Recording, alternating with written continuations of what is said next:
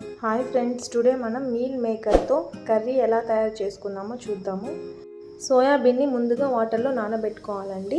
ఈలోపు బాండెల్లో కొంచెం ఆయిల్ వేసుకోవాలండి. వేసుకొని ఒక 2 పట్టా లవంగాలు వేసుకోవాలి. తర్వాత సన్నగా తరిగి పెట్టుకున్న ఆనియన్స్ వేసుకోవాలండి. బ్రౌన్ గోల్డెన్ కలర్లో వచ్చేటట్లు ఫ్రై చేసుకోవాలి.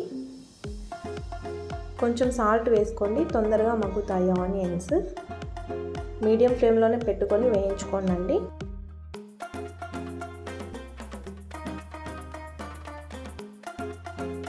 అల్లం వెల్లుల్లి పేస్ట్ని కూడా 2 టేబుల్ స్పూన్ తీసుకున్నానండి. దీన్ని కూడా బ్రౌన్ గోల్డెన్ కలర్లో వచ్చేటట్లు ఫ్రై చేసుకోవాలండి. మీడియం ఫ్లేమ్లోనే ఫ్రై చేసుకోండి. ఫ్లేవర్ మంచిగా వస్తుందండి, చక్కగా వస్తుంది టేస్ట్.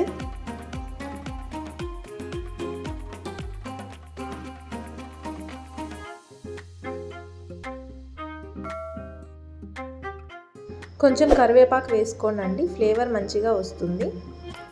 కొత్తిమీర, పుదీనా కూడా వేసుకోండి. సన్నగా తరిగి పెట్టుకున్న టమాటా ఉంది కదండి, అది కూడా వేసుకోండి. వేసుకొని ఇది కూడా మెత్తగా మగ్గేటట్లు ఫ్రై చేసుకోవాలండి. అంటే పచ్చివాసన పోయి మంచిగా కర్రీ రెడీ అయ్యేటట్లు ఫ్రై చేసుకోవాలండి. కొంచెం సాల్ట్ వేసుకోండి. కొంచెం హల్దీ అంటే టర్మరిక్ వేసుకోండి, టర్మరిక్ పౌడర్. కొంచెం ధనియాల పౌడర్ అంటే 1 టేబుల్ స్పూన్ ధనియాల powder, 1 table spoon garam masala, 1 table spoon కారం పౌడర్ వేసుకోండి.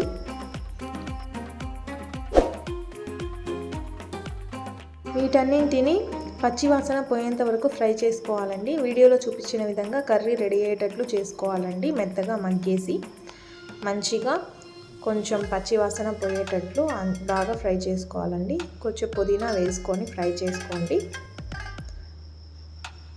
మీడియం ఫ్లేమ్లోనే అంతా ప్రాసెస్ అవ్వాలండి, లేకపోతే ఫ్లేవర్ సరిగ్గా రాదు, మీకు పచ్చివాసన వస్తుంది.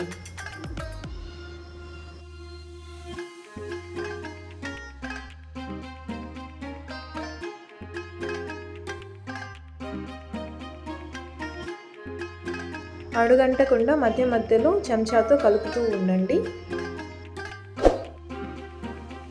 మీల్ మేకర్ ఉంది కదండి, వాటర్లో నుంచి మంచిగా ప్రెస్ చేసి వాటర్ అంతా పోయేటట్లు మంచిగా పిండేసి వాటిని బాండెల్లో వేయాలండి. బాండెల్లో వేసి ఫ్రై చేయాలి. కర్రీ రెడీ అయింది కదా, టమోటా కర్రీ లాంటిది.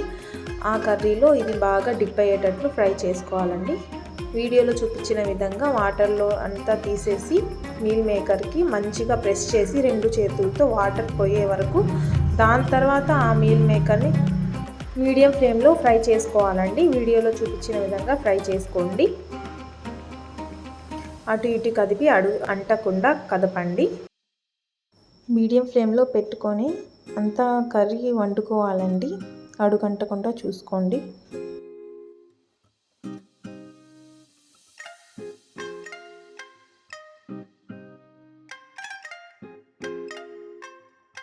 చిన్న గ్లాస్ వాటర్ తీసుకోండి. వేసుకొని మీల్ మేకర్లో అటు ఇటు కదపండి. మూత పెట్టేసి ఒక 10 మినిట్స్ ఉడికించండి.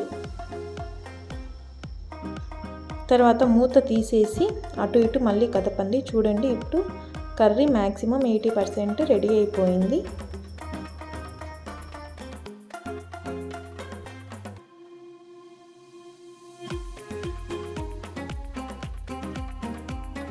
ఒక హాఫ్ గ్లాసు అంటే ఒక చిన్న గ్లాస్లో హాఫ్ గ్లాసు వాటర్ తీసుకొని, వీడియోలో చూపించిన విధంగా అంత వాటర్ తీసుకొని వేసి అటు ఇటు కదపండి కర్రీని. అంటే మీల్ మేకర్ మంచిగా చక్కగా ఉడకాలండి. పచ్చిగా ఉంటే మళ్ళీ టేస్ట్ రాదు దాంట్లో. సో మంచిగా ఉడకనివ్వండి. మూత పెట్టేసి ఒక 10 మినిట్స్ మళ్ళీ ఉడకనివ్వండి. మళ్ళీ మూత తీసేసి అటు ఇటు కదపండి. అంటే ఇప్పుడు కంప్లీట్గా అయిపోయినట్టే 95%.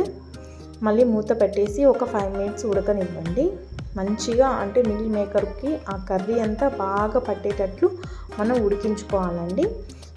స్టార్టింగ్లో చెప్పాను కదా నేను, కొబ్బరిని మిక్సీ పట్టుకొని ఉంచుకోవాలండి. ఆ కొబ్బరిని కూడా కొంచెం మీకు ఆప్షనల్ అండి, ఇది ఇష్టమైతే వేసుకోండి, లేకపోతే స్కిప్ చేయండి. ఆ కొబ్బరిని వేసుకుంటే కొంచెం టేస్టీగా ఉంటుందండి, అందుకని చెప్తున్నాను. సో కొంచెం ఒక పావు కొబ్బరి చుప్పని తీసుకొని దాంతో చేసిందండి ఇది. కొబ్బరి పేస్ట్ మిక్సీ పట్టుకోవాలి. ఆ పేస్ట్ని వేయండి, అటు ఇటు కదపండి. ఒక 5 మినిట్స్ మళ్ళీ మూత పెట్టేసి ఉడకనివ్వండి. మీకు కర్రీలో అంటే గ్రేవీ కావాలి అనుకుంటే ఇంకొంచెం వాటర్ వేసుకోండి. వాటర్ వేసుకొని అటు ఇటు కదపండి. అంటే కొబ్బరి వేసుకున్న తర్వాత కూడా ఇంకా కర్రీ కావాలి, సరిపోలేదు, గ్రేవీ కావాలి అన్నప్పుడు వేసుకున్నాను. అంతే అండి, ఈజీగా రెడీ అయిపోయింది. Thanks for watching this video అండి. Please like, share, subscribe to Zoya Vlogs channel for more videos.